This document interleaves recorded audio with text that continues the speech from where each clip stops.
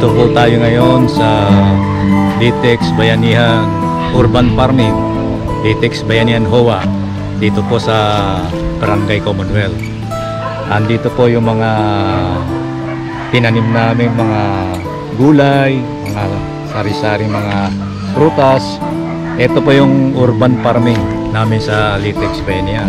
Sinimulan po namin to nung buwan ng April, no?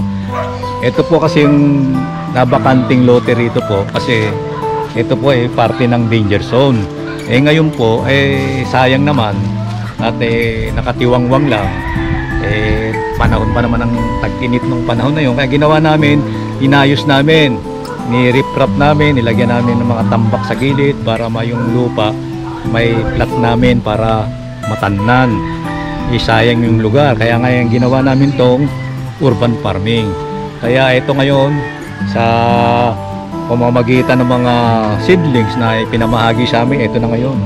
Namunga lahat yung tinanim namin. Okra, yan marami dyan mga sitaw, ampalaya, patola.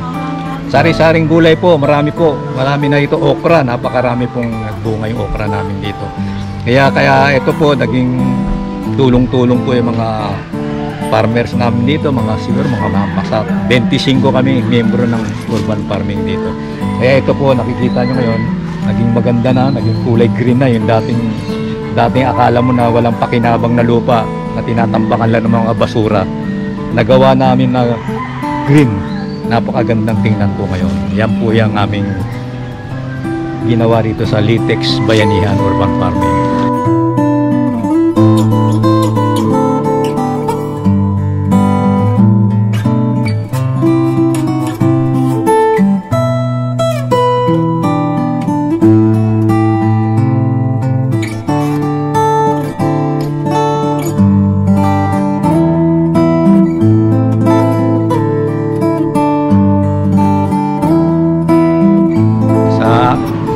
Sa ating buting Mayor Joy Belmonte, napakagandang proyekto po yung kanyang Joy of Urban Farming. Malaking tulong po sa amin to kasi marami na kaming gulay na nakaharvest dito. Malaking pakinabang para sa aming mga pagkain. Yan po ay dapat sana lahat makiisa sa Joy of Urban Farming. Napakaganda po. Kung may mga bakante lang tayo, mga lote na taniman natin, mga paso, mga lupa, pakinabangan po natin. Sayang po. Para rin po rin sa atin yan for our food security. Napakaganda po. Kaya maraming salamat, Mayor, sa iyong programa na Joy of Urban Farming.